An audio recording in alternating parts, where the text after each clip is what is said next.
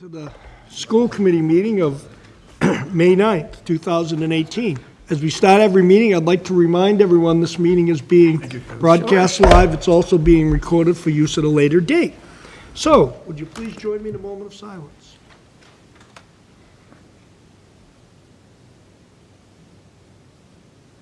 Thank you. Would you join me in a pledge of allegiance to the flag? I pledge allegiance to the flag of the United States of America and to the republic for which it stands, one nation, under God, indivisible, with liberty and justice for all. Thank you, and thank you all for coming this evening. I entertain a motion to approve the minutes of April 23rd, 2018. So moved. Second. Discussion? All those in favor? Unanimous, thank you. Laura isn't here with us this evening, so we're going to skip over the student advisory report.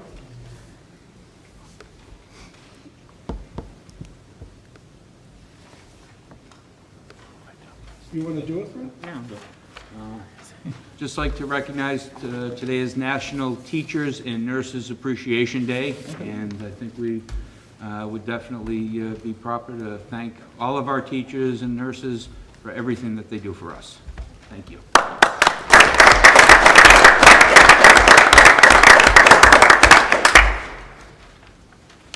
Okay, superintendent's report. Okay, we are very excited to have three seniors with us this evening. They are part of the Deca program. About a month ago, Mrs. Consolini asked if they could come and present to you, and we always love to hear from students. So we would like to turn it over to you all. Thank you. Hello, my name is Jason Harding. I am an officer for our Deca chapter. I've been in Deca for 3 years, and I was named an officer this year, along with two other seniors and then a junior from the school. As an officer, I basically try to help Ms. Consolini and Ms. Nelson run the chapter.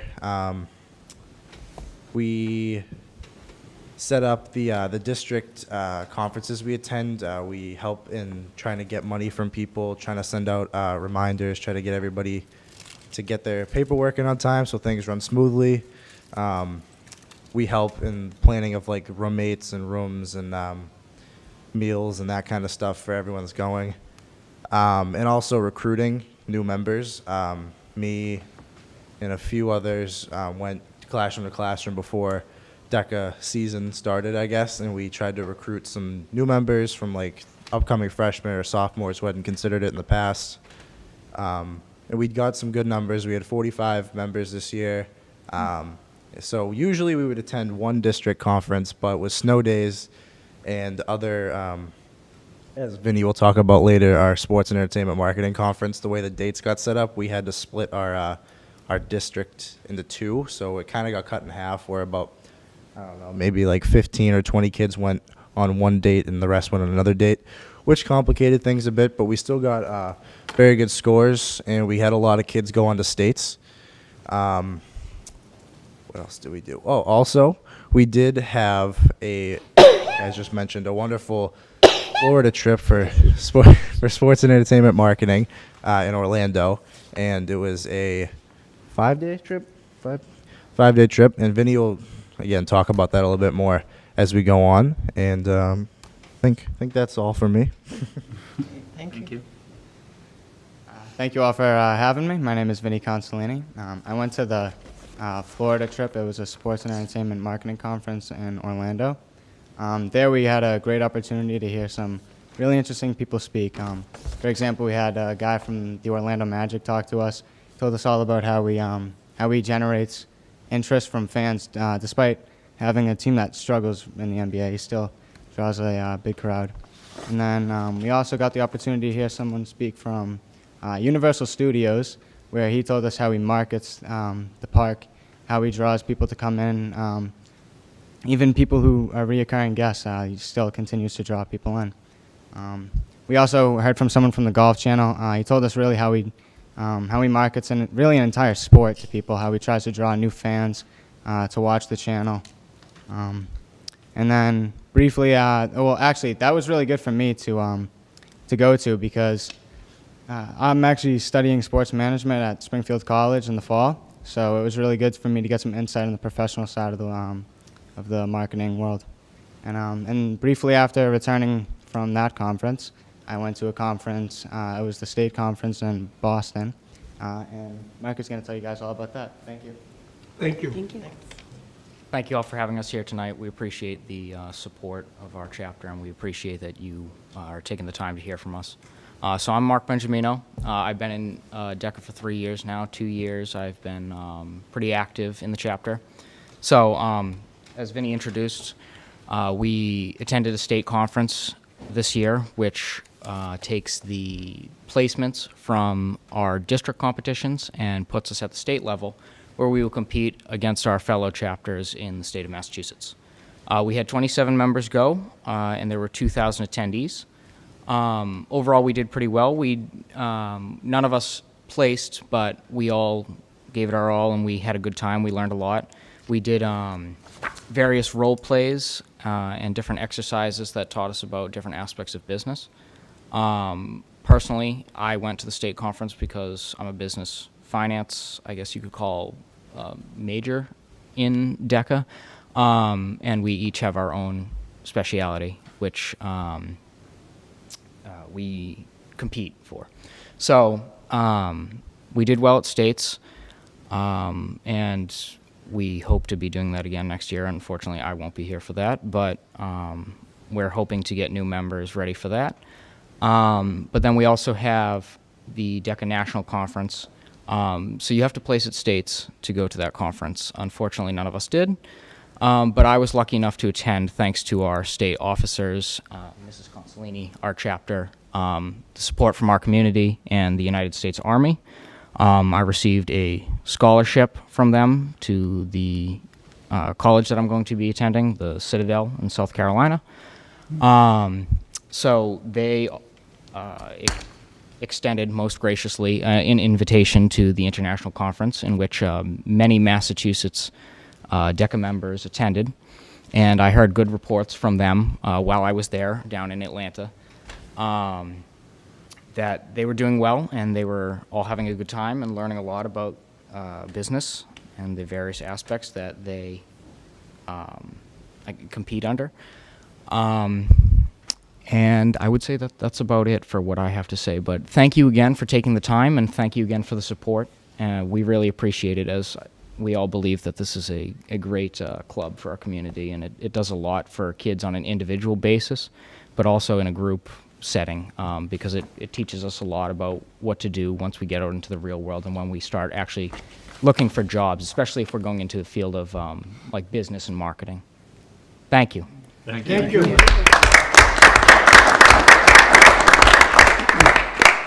Hi, thank you. I'm Nina Consolini, one of the advisors with Lydia Nelson. I just wanted to add on to what Mark said. The reason that he went down to the national conference was because the Army has an affiliation with Deca, and they sent him an email asking him to come so that they could present him with his scholarship, his ROTC scholarship, on the national stage. So Mark received his big check, I mean one of those great big checks, for a very significant amount of money on stage in front of 20,000 people. And I watched it live stream, as did his mom, because he went down with his dad just for that event. And I think that's pretty awesome. So that was exciting. So I wanted to make sure to mention that. And thank you very much for all your support this year. Nina, if I could ask you a question, how many students are involved in Deca this year? This year we had 45 members. 45 students. Yes, and more than half of them advanced from district to state, which is really... And for the committee and those watching, how do you advance? What makes that happen? Right, the students all pick a category that they have some type of interest in. So Mark was in business finance. What was your category, Jason? Buying and merchandising. Okay, and Vinny? Sports team, marketing, decision making. And so they can compete sometimes by themselves and sometimes in a team of two. And what they do is they take tests and they take and test individually. If you're in a team, they average your test scores together. So they take written exams. They're 100-question multiple choice tests, and they're all about different business questions and about the certain specialty that you are in. And then they also do role plays. So they're judged and scored from somebody who volunteers to come, who doesn't know what town you're from or anything like that. And they do several of these at the conference too. So they take tests and then they do role plays. They don't see these role plays ahead of time, so they're all a surprise. They get something, a role play situation, and they're given 10 to 15 minutes to prep for it and come up with some ideas. And then they go and present themselves to a judge and they're scored. Then they roll all these scores together and they rank them by category. And if you rank up to the top, you move to the next level. Great. And then they repeat that at states, and then they repeat that at nationals as well. So Whitman Hanson's really done very well, and it's been exciting I got a 15-year thing this year for being an advisor for that's 15 great. years, which is hard to believe. You were 3 when I started. Now he's doing it, graduating, it's crazy. So it's been exciting to watch the students and to see where they land up after they leave school. And sometimes I run into kids and they'll tell me, oh, I just love Deca. I'm so glad I went into nursing, but it helped me still, in this way.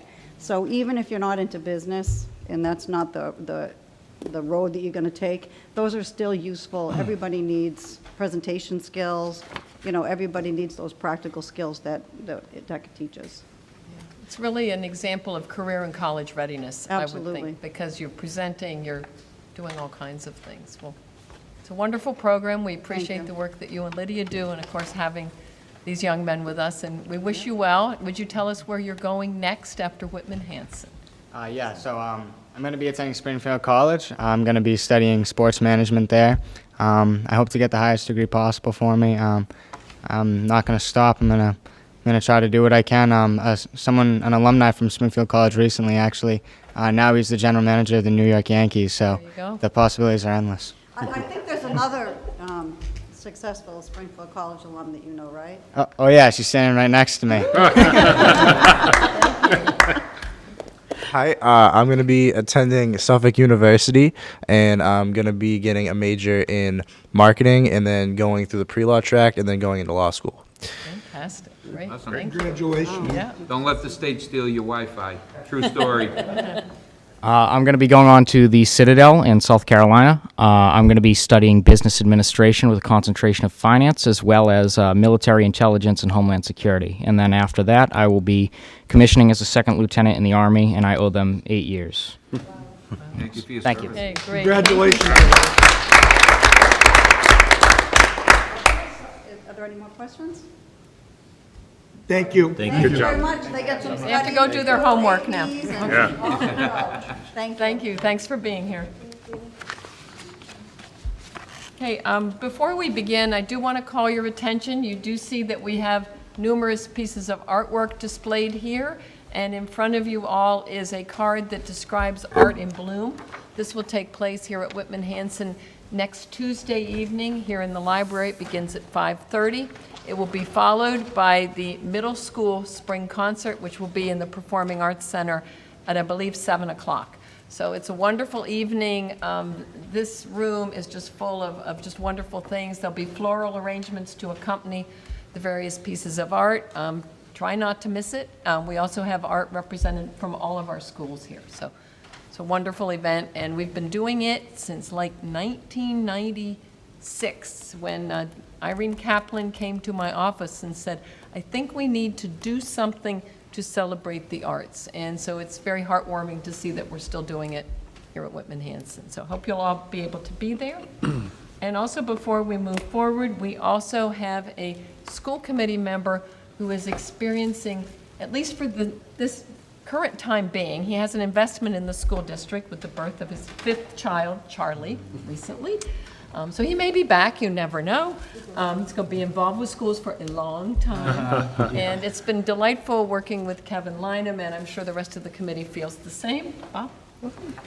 Kevin, on behalf of the Whitman Hanson Regional School District and behalf of the Whitman Hanson Regional School Committee, we thank you for your 6 years of service. It has been a pleasure serving with you. It has been enlightening, informing. It's nice to have a lawyer sitting right beside you that can kind of keep me going down the right path. So congratulations on I should probably stand, your right? 5th Yeah. child, Thank you so much. and we wish you all the best. Thank you And we so are much. going to miss you. All right. Thanks, everybody.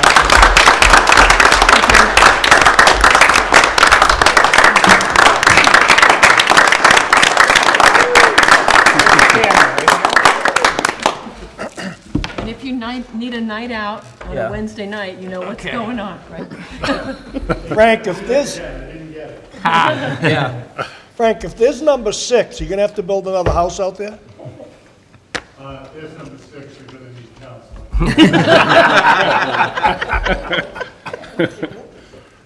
Okay. Okay, as you all know, town meetings were held simultaneously in Whitman and Hanson on Monday evening, May 7th.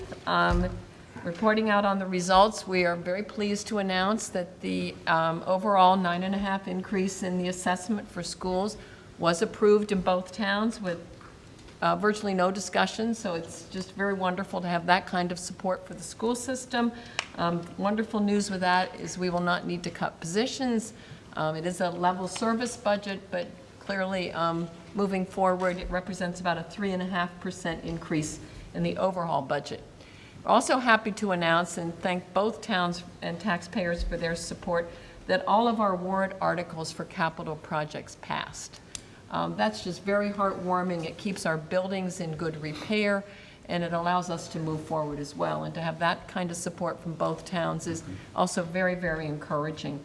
Unfortunately, we were not able to vote on the regional agreement. There were some minor legal questions at the end, and we all felt that it was better to ensure that everyone was comfortable with the document, something that we're going to be living with for many years in the future, and postponing it, we hope, to October town meetings. They do have one traditionally in Hanson, and I know I've talked to Town Administrator Frank Lynham, and hopefully we'll be able to do that in the fall as well. There's a real need to get this agreement moving forward. It needs to be aligned with current Mass General laws. Clearly, laws have changed since 1992 when this amendment came through, and there are buildings that have gone offline and various things that need to be reflected. It's not a major change, but there are definitely changes that need to be reflected, and this will provide a document that should be good for the number of years in the future. So did put in an email into our consultants from Mass Regional Schools, and we'll be hearing from them as to how we're going to proceed to make sure everyone is comfortable with the document. I believe Michelle presented graduation information to you this evening, just to make sure everybody knows what's going on. We have 2 graduations. We have the Community Evening School, which will be on the last day of May, and then we have the high school graduation commencement exercises on June 1st. The Kiwanis is the Tuesday after that, which I believe is the 5th of June. So what time do you want folks to come up for refreshments, Michelle? 4:30 or so, usually 4:30? We should do 4:30 sounds nice. Or 4:30. Around 4:30, and we get organized up in central office, and it'll be a nice event. Yep. In your packets also, if you look, you will have the pink cards that give you a Thanks, Bob. parking space. And if you need any tickets, see Michelle, Right? so Siobhan can plan for it, if anyone needs any tickets, so. Okay. Anyone have any questions about graduation? Great. The next is the North River Collaborative Report, which is in this stapled packet that you received. This is their quarterly report, just a couple of pages. Now that they have transitioned to a superintendent's board, that's why I give the report. Steve gave the report last year. What you have in their quarterly report, you can read on your own. They've just identified the various programs that are run at North River, so I think that's really good for your information to see what they do, who the coordinators are, and some of the accomplishments and things that they are working on. As you know, North River has been the beneficiary of the fact that we had space for lease at the McQuon School, and in the past, some at the Indian Head School. Unfortunately, with the closing of McQuon, they've lost their spaces. Over the summer, they will continue their program at McQuon, but the good news is that we had room at the Duval School because of declining enrollment, so one of the North River programs will be moving there. So we are still able to help them out. They knew all along that there were going to be changes. First of all, when we thought we were going to have a building project, but now secondly with closing McQuon. So I think it's all worked out pretty well for them. But that's the report. If you have any questions on that, I'm happy to answer them. I have a board meeting on the first, I think, the 8th of June. So that'll be coming up. Any questions on North River? They have a new executive director this year, Stephen Donovan, so he's done things a little bit differently, so we don't meet as frequently as we did. The next piece are my goals. You will find them in the packet that you received on Friday, and then in front of you, you also have a folder that has the materials that you need for the evaluation. We're doing this the same way that we've done it in the past, and I'm going to go over my goals very briefly with you, but happy to answer any questions that you might have. As you know, when I write the goals, I try to align them with our pillars of success as well as the requirements of our superintendent's evaluation with those standards. So the first one is one that is an ongoing process, and that really is to look at Pillar 2, which is developing a cohesive PK-12 system of teaching and learning.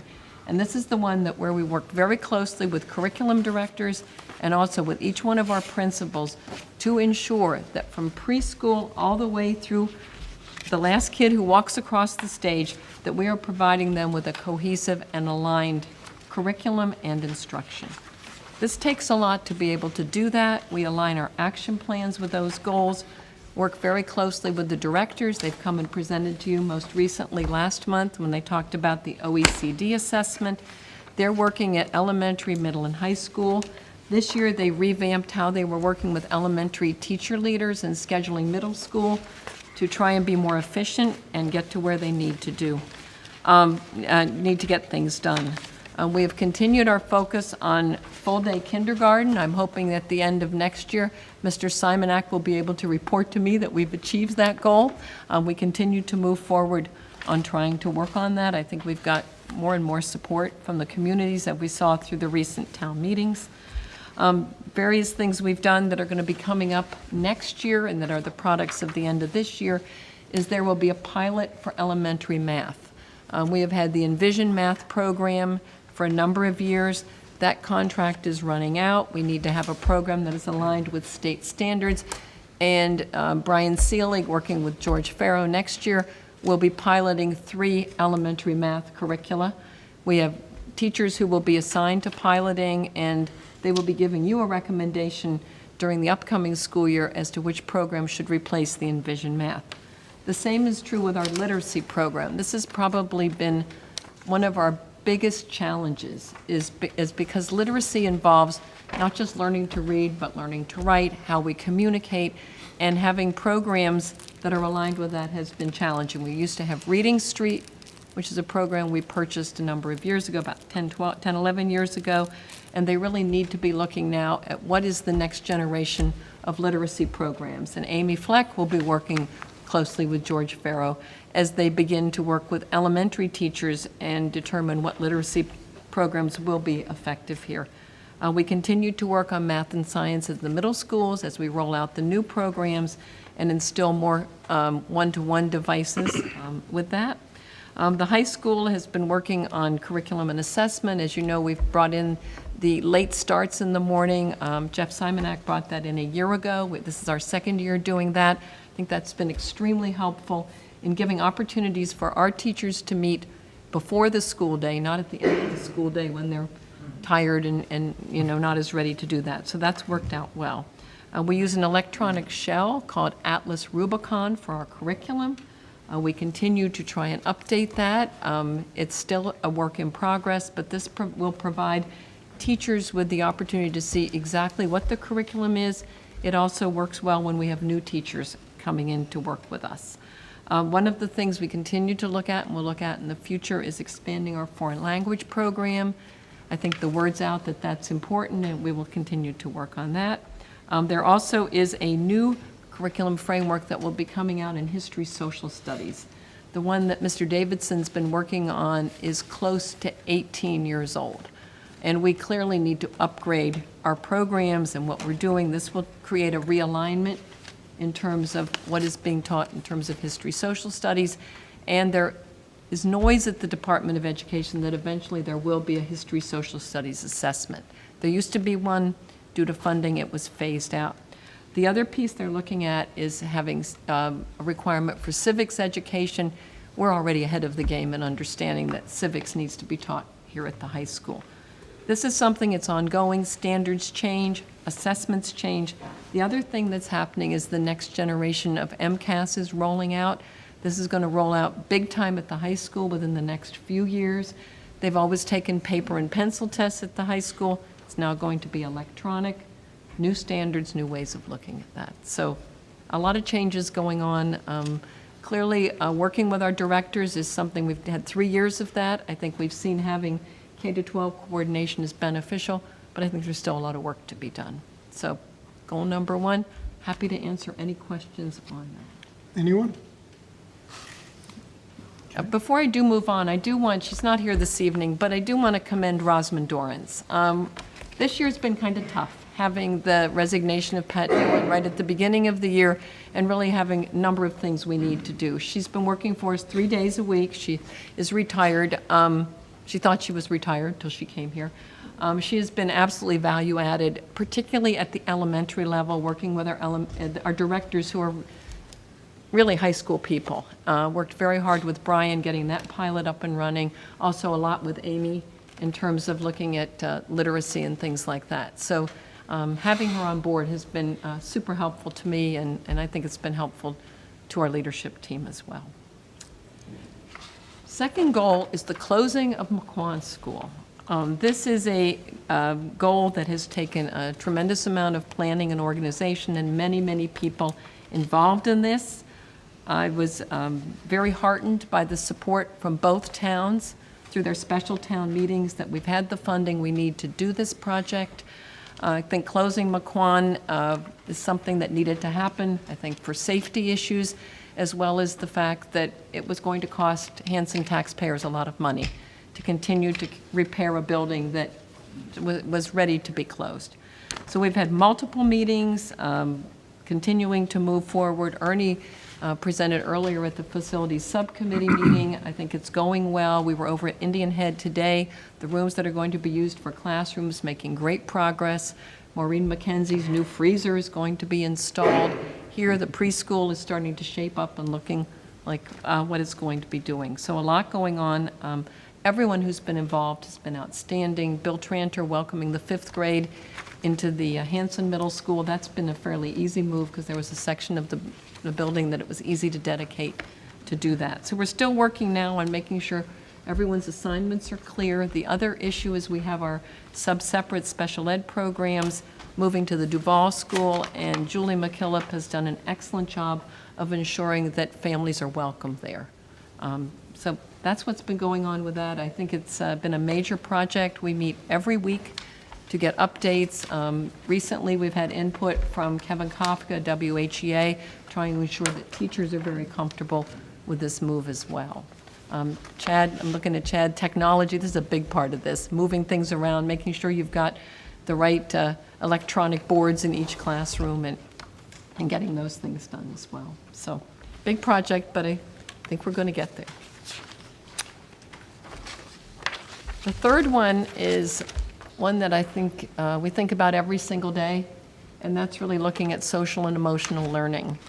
And this year, we've been very fortunate to be part of an Excel network. We've talked to you about that before. We were one of 9 districts out of 40 who were selected to be able to participate in that. We have a team that's been led by George Farrow of school psychologists and counselors, and they've been attending trainings at Holy Cross. They also plan 2 professional development training sessions for us this year, and next year we'll be moving forward with that. We have a wellness committee. They're going to be really embracing the work that they do, so it's very clear to everyone how important social emotional learning is, and it's a cohesive project that we're working on moving forward. We've also been able to have the services of Denny Howley, who presented to you earlier in this year as a social worker, giving us a lot of support. She received rave reviews when she presented at 2 of our professional development programs as well. We continue to work with Will, which is part of the Brockton Area Opioid Prevention Task Force. Recently wrote a grant with them to provide more professional development. Haven't heard, but we hope that's through the DA's office, so hopefully that will be successful as well. And the last piece was really looking at a long-range financial plan, how we reallocate resources, how we're able to move forward, how we work with our legislators to ensure that our mandates are funded. And I think the recent success that we had with our budgets and our capital projects show that we really are moving forward. I believe the fact that we did our strategic planning, that our 3 pillars of success are evident and clear to people. They know who we are, they know where we are going, has certainly helped us move forward with financial planning. My hope is that in the future, the towns and the school districts can really move forward so we have a much better sense of sustainability. Every spring is like being on a roller coaster. And we all know it, we ride that roller coaster.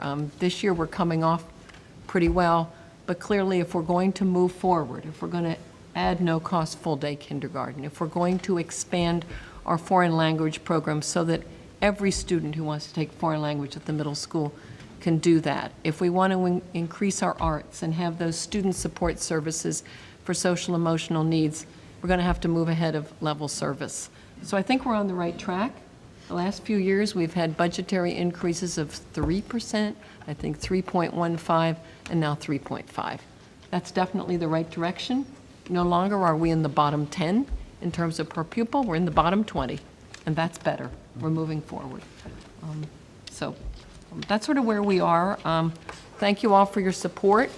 I will not miss doing my goals and evaluations in public. So thank you all for everything, and happy to answer any questions you might have. Before you move forward, Ruth, just interrupt you for a moment, seeing as we're talking about the evaluations. Yes. In your packet, in this, is a end cycle evaluation report, and we're gonna try to have these back to turn into Michelle at the next meeting, which you're gonna hear in a minute.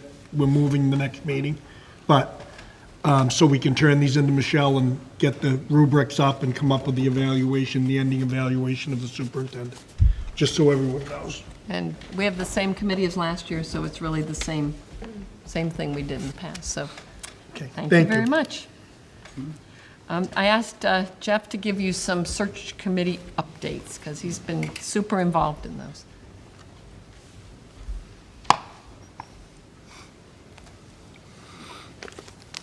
Jeff, before you start, I want to back up just a smidge to graduation. I think we had the record broke 2 years ago, Little under 2 hours, 1:57. 157. Going to depend on the superintendent's speech. Just, a friendly reminder. If we're under 2, we're good.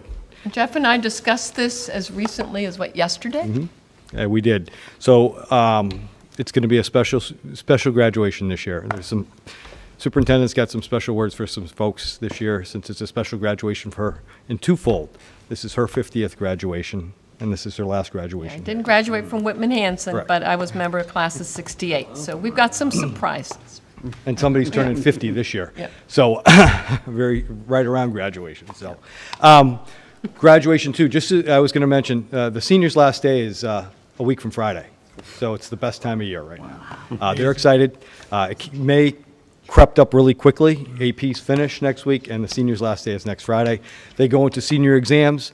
Senior prom is the 24th at Lake Pearl in Rentham on that Thursday night. Senior banquet's the next Tuesday. Wednesday's awards night. We hope to give out more than $200,000 again this year. Probably a little bit more if we include Mark Benjamino's scholarship. And you're all invited to that evening.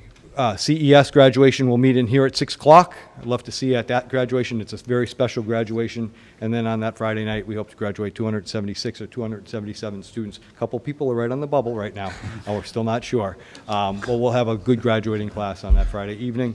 Inside, parents are getting 4 tickets. They'll be going up with their students as that process that we put in place last year. 4 tickets lining up at the door here, I think at 4:45. And general admission will be at that door for everyone else at 5:30. As you have been to our graduations, everybody gets in, and there's standing room in the back, and I find a lot of folks like to stand upstairs. I know I would prefer to stand upstairs and walk around through the entire event. Chad and Jason Cook have been working on our sound. We're actually going to have a better sound system upstairs to kind of block out some of the noise. If you've been on stage, sometimes you hear people actually talking. So Jason actually looked at that last year and is putting some sound up there so people can actually hear us while they're upstairs. So graduation should be a great event, as it is every year, and we're looking forward to graduating those seniors. As far as searches go, we did reopen the high school principal search last week. We were able to grab some more candidates. The search team reconvened, what's today? Wednesday evening. They reconvened on Tuesday. They interviewed 3 candidates and have moved forward 2 candidates that Ruth, George, myself, and Rosamond Dorrance are going to meet with tomorrow, and then we'll proceed with site visits on those 2 candidates. Hopefully, within the next week or so, we could provide you with a candidate for principal of the high school. We also have the middle school principal search going on. It's being chaired by Karen Downey. They are beginning their interview process in, next Monday, Tuesday, I believe. Bill Tranter is the leader of the Indian Head principal search. They are also interviewing next Monday, Tuesday, Wednesday. And as soon as Karen finishes the Whitman Middle search, she will take over the Duval principal search. Karen is our person right now. She is in charge of searches.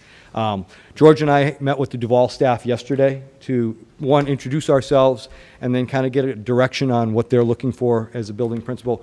I've had informal conversations with folks at Indian Head and Whitman Middle, so I feel pretty good about the teams we put together there. And then George next week and I next week are actually going to go and sit with staff members to get some qualities or get some feedback of what they're looking for a new leader at Duval School. So we're in the midst of a lot of things happening, other than just regular personnel searches. But hopefully, by the end of this month, we will have a full leadership team that I can present to the school committee. Thank you. Any questions? Thanks, Jeff. Thank you, Jeff. And Christine, the budget update Sure. for 2018. You'll have in front of you, you should have handouts. Where we are right now with revenue is we've received all of our payments from both of the towns for the operating as well as the non-mandated busing and capital expenses, high school and technology. If you look about halfway down the page, you'll see Medicaid reimbursement. We still have one more payment that we will expect at the end of June. Chapter 70, we'll expect 2 more payments, May in June. Same with charter school reimbursement. Now, if you look at charter school reimbursement, we still have 2 more payments, and we're actually, the reimbursement is a little bit higher than what we anticipated when we did the budget last year. The transportation, Chapter 71 transportation, we get 2 payments, so we're expecting another payment at the end of June. The homeless transportation reimbursement usually comes in July because it's from the prior year, so we won't be receiving any more there. The interest income is far exceeded what David Leary expected by $25,000, and we still have 2 more payments of interest for May and June. The transfer from circuit breaker and this the transfer from excess and deficiency, I will make those in June, at the end of June, those transfers. Any questions for Christine? Brad? Chapter 71 transportation. Yes. At what level are they reimbursing? I believe it is at close to 70%. Yeah, I'd say high 60s. Yeah, Yeah, 68. 67 or 8. Yeah. That puts us off by about 275 to Yeah, 300. yeah, it should be about 900,000 if we got the whole thing. Yeah. Anyone else? Thank you, Christine. Sure. You. The next report, the reports that are the expenditure reports. The budget is still frozen and still looking at the special education costs that are exceeding what we actually budgeted for, as well as some of the substitute lines, because we've had a lot of paid leaves of absence, so we have to have someone in to fill those shoes. Other than that, we're status quo right now, so. Any questions on the expenditures? Are we looking to be right about where you think we should have been for the closeout when we end school? Yeah, the budget is extremely tight, so I can't even tell you till I close the books what I anticipate putting back into E&D, since some of these expenditures are over. And you'll also see on page 7, I just want to bring to your attention, some of those look like they're over, but the chart of accounts reporting has changed, and that happened after we budgeted, so I created those accounts, so they'll offset each other. Christine, I know that we introduced Munis a few years ago. Yes. And we said it would take years for it to kind of come full circle. Right. You see it as almost coming full circle now, so there'll be no surprises, it's getting more predictable, Absolutely. which is a bad situation for the E&D Right, because it's so close. right. When we go to that, that's one of the downsides, but the other side is we're not over budgeting for Right. anything, so Munis has sort of brought us full swing. Right. I just exactly. thought that it was worth mentioning. I know when we put that in, that we were a little skeptical about how that was going to work as it moved forward. Well, the capacity to see where the money is in real time, to me, is Yeah, I the ran best this thing report ever. this The afternoon. previous system we had, you get monthly reports, or you'd have to go in there and try and figure it out. This is great. And that way, if something doesn't look right, you can fix it right away. It's really, You know, the additional revenue, if you go back to the revenue sheet, that. Ian's got a question. About this bid, how much are we looking to be overshooting it by? That is on page, Page 9. We're down to 9. yeah, be out page of 9. district tuitions. Yeah. Over $300,000. Because not all the transportation, we still have the rest of May and June. So about 300,000. With the anticipated further cost, you anticipating about another 25,000? Or so, right, yep. It should be, because I'm figuring out by day to day in my head. Right. Yeah. Right now, it shows just about 250, but I'm probably be close to 300. Okay. But we have circuit breakers. We have so it's circuit not- breaker, right, because the end of the world. with the circuit breaker, that's the reimbursement for some of our special education costs. Yeah. That comes in 1 year, and we use it to offset the budget the next year. So the money that we budgeted for this year is the money that came in last year. So we're still getting money in this year that we could use if we need to. So that's what it's there for. Any other questions for Christine? Thank you. Okay, great. Any questions for the superintendent before we move forward to old business?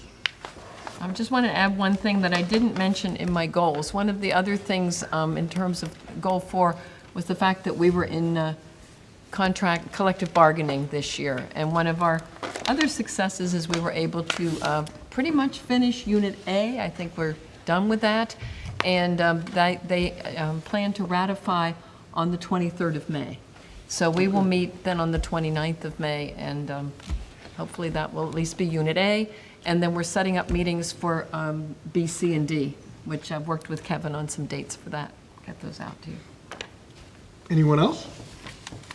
Okay, old business, FY 2019 budget, moving right on to next year. Go ahead. Here we are. Yeah, here we are. So I anticipate having it up and loaded, so by mid-June, before the secretaries leave, they'll be able to place their orders for next year. We typically do this at mid-June. We have 2 years open while we're closing this current fiscal year.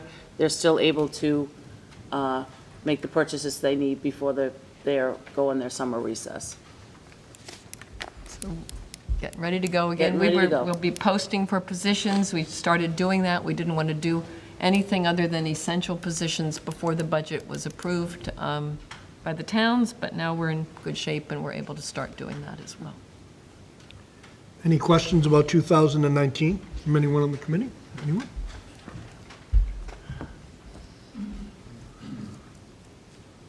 Good evening. Dawn Byers, 20 Russell Road, Whitman. I just want to mention in regards to the FY19 budget, I was at town meeting and I am thankful of all who voted in support of the 3.5% level services budget. I'm relieved that there will be no cuts to our schools next year. I'm optimistic that our town leaders and voters are moving forward in supporting education in our towns. I have a little bit of disappointment. We still have many needs in the district, as Superintendent alluded to. Needs that range from kindergarten to really the high school, 12th grade, full day K. You mentioned adjustment counselors could be beneficial to all schools, I feel. Also at the high school, the start time still being 7:05 a.m. That was the result of budget cuts years ago in a transportation saving measure. I stand here to really bring awareness to those folks at home who are watching and listening. Just a reminder, what I want to advocate for is the foreign language program in our middle schools. I really feel that all students should have an equal educational opportunity. Right now, with our level services, they don't have that. We have currently at Whitman Middle School 179 sixth graders. So next year, as it stands, 60 of those will be fortunate to enroll in a Spanish foreign language class, and the other 119 will not. So to me as a parent, that's disappointing. I do hope that parents who can hear this will become involved, stay informed. This budget is a year-round issue. I think we can continue to work with our towns, and I, again, am thankful that we are not cutting anything for next year. So I do want to say that, and just hope that ask parents for their support.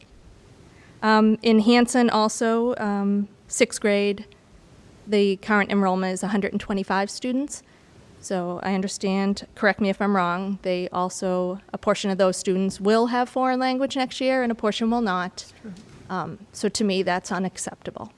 But I do thank the towns for keeping the services we currently have.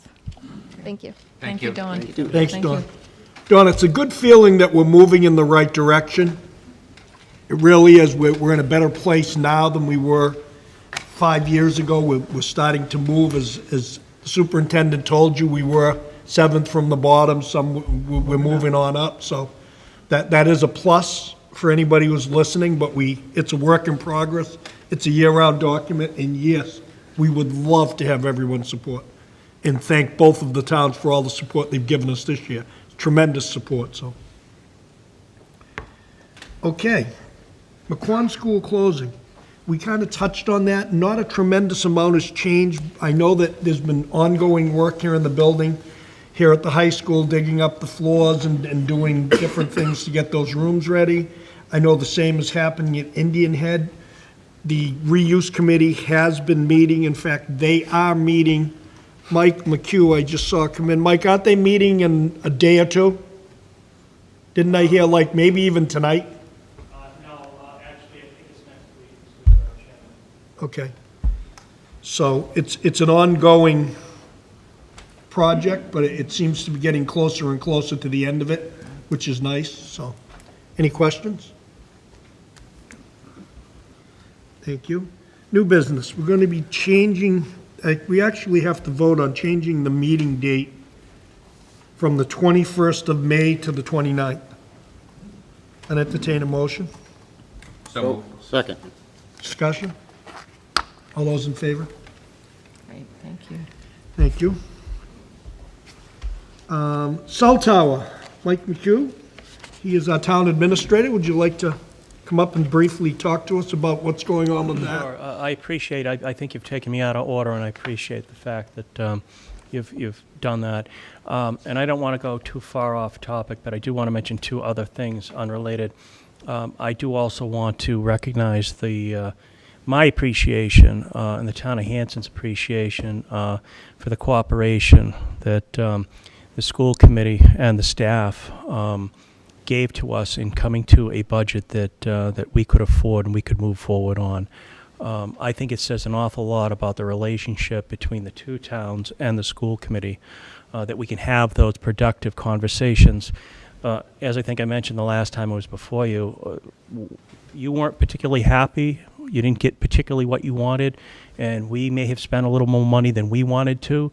I don't think anyone was, again, particularly, it wasn't the best solution for either side, but we cooperatively came to an agreement that everyone could live with. And as I had said, again, at a previous meeting, I think we made the commitment that we'll start working, hit the ground running at the beginning of the fiscal year and figuring out the best approaches for the next fiscal year. The other thing I wanted to mention as well is I just left a meeting at the middle school in Hanson in which we have a public hearing, a public meeting in terms of the reuse of the old Plymouth County Hospital. And the reason I bring that up is I have reached out to both the chairman, to the current superintendent, and the new superintendent with the invitation, which was gladly met on your side, that we want your participation as well in terms of looking at what we're going to do with that location going forward. I think it's very important that this particular aspect, this particular part of the community, particularly as it involves children, have a seat at the table in terms of what we're going to do with that property. So I appreciate the fact that you've agreed to moving forward to work with us, to give us your input, to work cooperatively on that particular project. So now that I've gotten that out of the way, the real reason I'm here is I wanted to bring before the committee the fact that I have written up an RFP for a potential cell tower location at the middle school in Hanson. Some of you are probably aware at our town meeting on Monday, we were able to amend our bylaw, which allows the town of Hanson to site communication towers on any publicly owned property, regardless of the zoning. Currently, that location is zoned residential. So the overall zoning in Hanson for communication towers is just commercial. However, we were able to achieve that change. And what that allows us to do is move forward with, again, an RFP that I put together to look to see the viability of siting a cell tower on the middle school property. It will not be on the building. As you're all fully aware, that's a rather large parcel of land. It will be as far away as appreciably possible from the school. However, I wanted to come before this board, and actually I would not mind actually if you would entertain a motion to support me going forward. Obviously the district leases that property from the town of Hanson. I think it's important, again, in the spirit of cooperation that I come before you and I seek your support moving forward with that. One of the things we also did when we changed that bylaw is we made sure that any proposal, whether it be on this particular property or any property that the town of Hanson owns, it needs to go back to town meeting to get a 2/3 vote to move forward at that point. So there's a lot of opportunity if there are problems moving forward to address those and address those at a town meeting. Obviously, I would not entertain, nor would I bring to the Board of Selectmen a proposal that I didn't think made sense, that I didn't think had any health consequences, that wasn't right for the town of Hanson. And I think the people from Hanson that sit on this committee and who are in the audience recognize the fact that there is an awful lot of dead zones in the town of Hanson. This is not just an attempt to make some revenue. The revenue it's appreciable. It's certainly not going to pave the streets in gold, but it'll be a little bit of money coming into the coffers. But I think probably is equally as important, if not a bit more important, is the public safety aspects of this. It's an inconvenience when you drop a call during the day. However, it's it could be a case of life and death. If you're dropping a call in the middle of a storm, the middle of a blizzard, in which we had how many this year? A lot. At least 3, if not 4. And I received an awful lot of calls in my office saying that very thing, that I don't have the coverage, the landline is down, I can't get a hold of my mother, my father, a relative that may have a health condition. So it really is, like I said, we appreciate the revenue, as I think we all can agree on. However, the public safety aspects of that are great. So I'm happy to say that, I don't want to say it's off the record, but unofficially, I've been approached already by 2 companies that put in communication towers. They're chomping at the bit to get the RFP that I wrote. I'm aware of the fact that there are at least 2 major cell carriers that are also interested, as soon as that structure goes up, in putting their units on that. I think that there'll be a rather quick turnaround on that once I get it out there. And I really look forward to moving forward on that. And again, to reiterate, I would really greatly appreciate, and I'll take any questions to the degree that I can answer them at this point. I'm not an expert in the field, but I really would appreciate the consideration of perhaps a vote of support for the town of Hanson to move forward with that particular project at the middle school. Entertain a motion to allow Mike McHugh, our town administrator from Hanson, to move forward with an RFP on the condition that before anything is done, as you know, it has to go to town meeting, as he just suggested to you, but it comes back to this committee for another final vote. And I'm happy to do that as well. Question. So moved. Second. Discussion. Sorry. I have a question. Where roughly at Hanson Middle School were you proposing? To the west, towards, is that West Washington Street? To East the west. Washington Street? Yeah, East Washington, towards the west That's side. East Washington. East Washington. I believe, Mike, if you go in and you head to the back of the parking lot, Yeah. Where that to the access very road. back, where the septic system Yeah. curls to the right, and you see those 2 round, Out back there? out and to the left, I believe, is where that's going. Yeah. Where the proposed Yeah, area is. exactly, and that would be better defined when the responses to the RFP come in. But that's generally where we envision it being sited. We've had conversations with the Conservation Commission in regards to their concerns about any potential wetland disruption. They feel that that is surmountable. One of the other things that I'm hoping for to get out of this RFP, to get out of this project, is the improvement of a second access to that property, which doesn't necessarily exist right now. I think it's basically an old overgrown dirt road. I think that this will be a value-added sort of aspect, that we could have an improved secondary access, not only to get to the cell tower, the communications tower, but in the case of an emergency, and the prime access, the primary access is cut off. And I think Bob can talk to that as well as I can, that, it's preferable, it's desirable, it's almost mandatory, necessary to have that secondary access. So there's actually a lot beyond putting the cell tower up, positives to this particular project. Chris? So you mentioned health, safety, et cetera.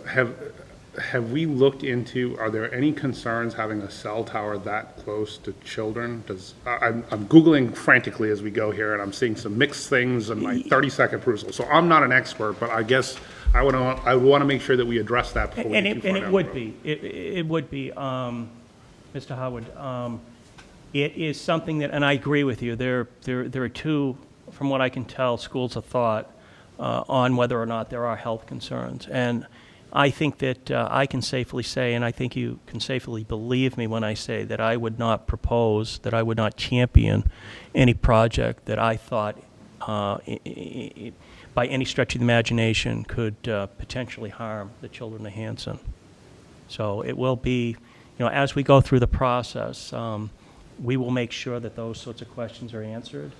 And when I talk about a cell tower, we're not necessarily talking about something that looks like the Eiffel Tower anymore, like you see the old ones. I mean, they put up monopoles now that basically look like trees that you don't even see. So the aesthetics aside, though, I would ensure that we didn't endorse anything that I thought could have any adverse effect on anyone. And my concern is not based on fact. My concern is based upon, I don't have any data on this Understood. whatsoever. So I just want to make sure, certainly as our charge, that's something Very we wanna much make so. sure. Very much so. And, given hopefully a successful response to the RFP, we would enter into those conversations as well at that point, because it would be a question I would only have to answer before this particular body, but I'd have to answer that question before town meeting. So I would make sure I had all my ducks in line. Steve? Mr. McCutin, thank you, Mr. Chair. So, it's early on, but the pulse of what the community, the citizens, residents and so forth, do you have any ideas or any takes on how people would feel about this or what their thoughts are? And my other question was, is it strictly cellular? Is it anything else? Is it? Well, I'll answer the first question. As I said, I received an awful lot of calls, and our public safety personnel received an awful lot of calls in terms of the lack of cell tower accessibility during some emergency circumstances, aside from the inconvenience that the residents experience on a daily basis. The feedback that I have gotten and the feedback that I can take from the very overwhelming positive vote for the article on Monday is that the town of Hanson will support such. As far as the second question goes, I'm not sure. I'm not sure what other things possibly could be cited on a poll like that. Obviously, the initial thought is the cellular communication, but we would, in the lease, in the agreement that we would come up with a potential builder, we would make sure that if there was the aspect, the possibility of other things being cited on there would be things that we would be comfortable with.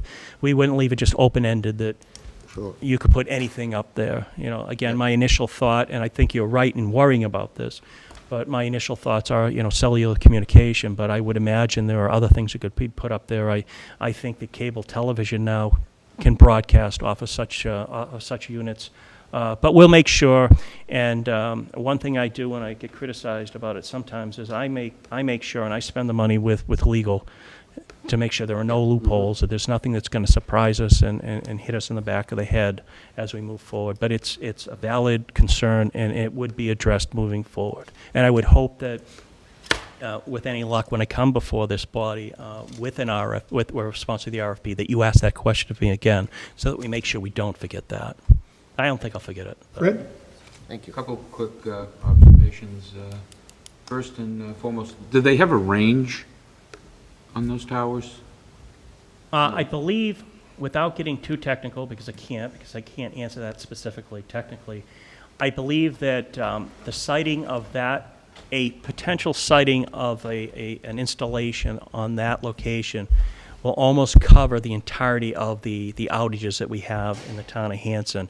I saw a map. We went through an internal review prior to me getting to this stage with staff members in Hanson, and we were able. One of the staff people was able to produce a map that shows the outages, or the dead spots, and this particular location is almost directly in the center of where those dead spots are. I think this one installation in and of itself will cover all of our problems in the town. Don't take that to the bank per se as a non-technical person, but I believe that it will. The other thing I had is more of a observation. When you submit the RFP, perhaps a broad-ranged question is if the company that wins the request would be willing to sponsor some sort of a STEM class about their technology. I'd be happy to put that in there. I'd be more than happy to put that in there. That might be something that would be a nice synergy, whether it be at the high school level so that both towns could benefit, or something to go to both middle schools. But obviously they have the engineers and they have the capacity to provide data. That might be something that could be done. That's a very helpful suggestion, and I have no reason to think that either the company that potentially will put up the tower or the carriers that put their stuff on the tower, I can't imagine they wouldn't be, receptive to something like that, because aside from the fact it's the right thing to do, it's good PR. Maybe they weren't buying out on the scoreboard or something. I'm happy to put that in there. Okay, so the motion that's on the floor is to let the town administrator of Hanson move forward to the RFP process as long as it comes back to this committee for another complete vote once the RFP is presented in full for us to review. Also, keep in mind, ladies and gentlemen, as Mike said, before anything happens, doesn't matter what this committee votes, the town of Hanson has to vote 2/3 in the affirmative for any cell tower, whether it's on school property, municipal properties, residential properties. I think we changed the zoning Monday night. Yes, yes. So, any other questions? Seeing none, all those in favor? Thank you. Thank you Mike, very much. thank you. And I look forward to coming before this board, hopefully fairly soon, with some positive news and moving forward on this project. Have a good night, everyone. Thank you. Next up, we've been notified by Conway that there is a 5.67 acre parcel of land that is landlocked that is for sale. It is basically, if you look in your packet, you will see that there is, you can see where the land is. It's out behind the high school. If you're over at Catherine Road, which is the only road in Hanson that has sewerage, it starts in Whitman. And it moves in between there and Birch Park, if you look. And the delineation that you see through the middle of that square piece designates wetlands. So it's pretty much half, looks about a third, maybe to a half wet. It is landlocked, but it does keep a buffer zone between the high school and the other properties that exist. I don't have a price to tell you about just yet because I don't believe we've received a price. But this is just something that's out there. Before they offered it to us first. So the real estate broker says. And it's just out there to see what the committee would think. Fred? I'm just wondering if, we want to proceed to at least find out how much it is, et cetera. If we also ask the current owner if it would be more financially feasible for them to donate it, they may get an actual better tax savings than what we'd be willing to pay for it, or anybody would be willing to pay for it. It's a thought in the process, but I guess the vote that I'm trying to look for, and that's all good stuff, is are we interested in moving forward in investigating, key word, investigating what it is and come back to the committee with what the price it might be and if they might be interested in all of the above. I'd like to make that motion for the purpose of discussion right now. Second. Okay, further discussion, Chris? So do we have any sense what we would do with the land? Pardon me? What would we do with it? Parking lot. I think we wouldn't do anything with it. It's a good buffer. So, And I'm not sure anyone can do anything with it. so I'm all in favor of the investigation, but I think given the financial constraints that we face, having some land for buffer purposes, I'm not sure I see the value. That's I just- think, What does the town administrator? I think it would completely depend on the price. I mean, That's that's really what it totally- would come down to. And so I guess the step is to find out what's the price. I mean, and I hope that the vote tonight wouldn't be misconstrued as an No, it's just a- authorization to purchase it, you know. I'm going to Just make so- that we want to be clear about that. 150% clear, Kevin, before we vote. Investigating what it's gonna cost. Right. Yea or nay. Right. Any other questions? Okay, so the motion would be for investigative, I'm sorry, I Ally. do have a question. Would they be investigating as to whether or not anything could be built on that land? Because if it's, well, I would hope so, because if it's not. You may at buildable, why one would you point be purchase it? able to trade. Sometimes when you have property and you have other properties that are wet, you can trade parcels. We could use some more parking.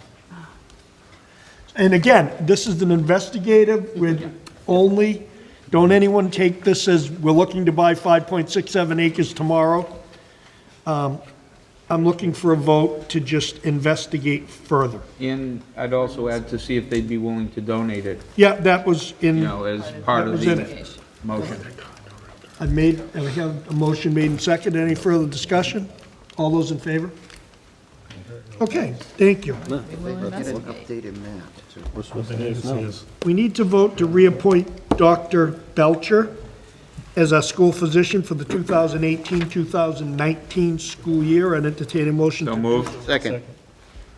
Discussion? Bob, just real quick, have the nurses been involved with this at all? I mean, like, have they met this doctor? Yeah, they have. He Okay, actually, just when we making hired sure. him, he met with them. He's worked with Okay. them on the Narcan piece and all of that. I think he's well received. Okay. Any other discussion before we move to the vote on Dr. Belcher? Bob, real quick, I'm pretty sure he's my kid's doctor, so just, I will be abstaining from You're pretty sure. What do you mean, pretty sure? I think he's listed as the primary. Chris, I think you're okay with that. I don't think there's any conflict. Yeah, I don't think so. Just making sure. Any further discussion? All those in favor? Unanimous. 2018-2019 school calendar. We have to vote it. I think we pretty much have it nailed down. Michelle, do you have any additions or deletions that you want to add? Well, we do. We have added our early release days for PD. We have also added open houses and parent conferences, and those things have all been added to that since you last spoke. Committee meetings. We also incorporated the election day, which you all determined would be a no school day. We have a half-day right at the beginning of the school year. We call it for PD, but it's really an opportunity for staff to look at 504 plans and IEPs so that they're up and running with what our students need. Mr. Chair?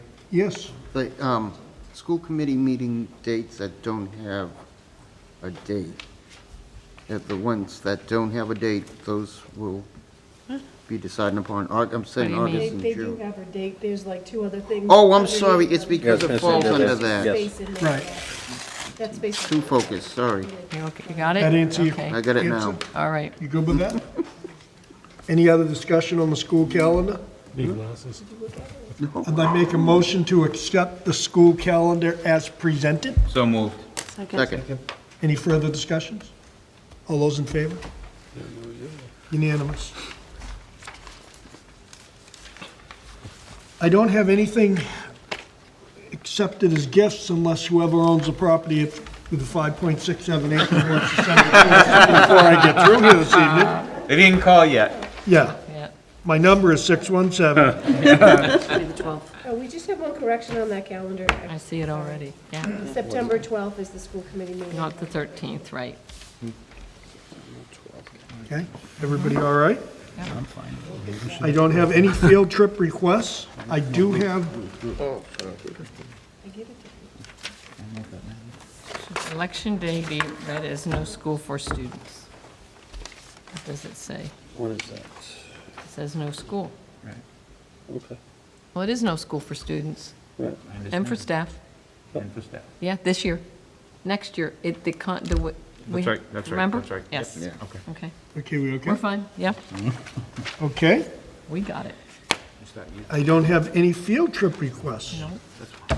I do have a surplus request. This is from Ernie Sandland. Please consider declaring the 1984 International 470 chassis and cab as surplus. The former Sander is no longer in use. An entertaining motion? So moved. Second. Discussion? All those in favor? Thank you. Frank, does the town of Whitman want it? It's an 84. Or did we get it? Frank, It's a classic, right? I thought maybe we got it from you. does the village of Lineham want it? He's got to that number, Steve? That's, Okay, all that's right. a double edge. Subcommittee, warrant subcommittee, Michelle? Just what Christine passed out this evening, we'll record those in the minutes. You want me to vote it? Went on We're that. okay. Regional Agreement I Amendment reported on that. Committee, we told you about that. We have a little minor change, and we're going to take care of that. Policy Subcommittee, We didn't meet. Facilities and Capital Improvement, Fred? We met earlier this evening. Give you the quick rundown. Whitman Hanson High School, there is a chiller that has some damage to it. Their ongoing investigation, getting that repaired. There were some leaks in the roof. It seems to be that one of the issues is birds ending up nosediving into the roof and slitting, causing a slit in the material. Those are being repaired as an ongoing item. All the capital items, as we discussed earlier, were approved at town meeting, so that's going to take care of a lot of our capital needs. Indian Head Elementary is experiencing some brown water from flushing the mains. They're going to be monitoring that, and that's pretty much it. Any questions for Mr. Small? Thank you, Fred. Legislative update? Nothing at this point, next month, definitely. Pilgrim area. We've got one legislative I'm thing I sorry. think we need to talk about. The Senate tomorrow is going to be hearing amendments of particular importance to us as a region, amendments number 3 and 4 that are on the floor. Amendment number 3 is to review the regional foundation budget process. So this is our foundation formula, but it's a review committee as to only how it affects regionals, not a regular school district. This is something we're pushing for. The way our budget works is vastly different than a regular school district. So that's very important. Number 4 is to fund circuit breaker at 75% and to fully fund regional transportation. This would make a major impact to our budget. It would be very, very welcome money.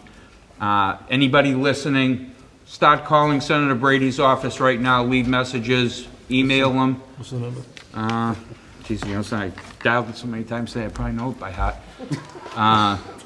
But it's Michael.Brady at masenate.gov if you care to send him an email. And I've got to say, through social media, I've been asking people to send emails, and when I did speak to his office this afternoon, they have heard loud and clear from Whitman Hanson, and let's just keep it up. It's one way that we can maybe effectively have Senator Brady sign on to the amendments and support them. So that's what we're trying to do. Senate budget will be done probably sometime next week. Then they all go into conference and sit down in the House, the Senate, and the governor, fight it out, and we hope there's some money left for us. So that would be appreciated if everyone can call. Also, the per pupil expenditure, nobody seems to know what's in the Senate numbers. So we're hoping that we might see a bump. I heard that there might be something, but no one seems to know exactly what that is. So again, just call and email, ask for the support. Be very much appreciated. Mr. Chair, can I follow on that? Oh, most what certainly. The Vice Chair said. So my letter for Amendment 3 and 4,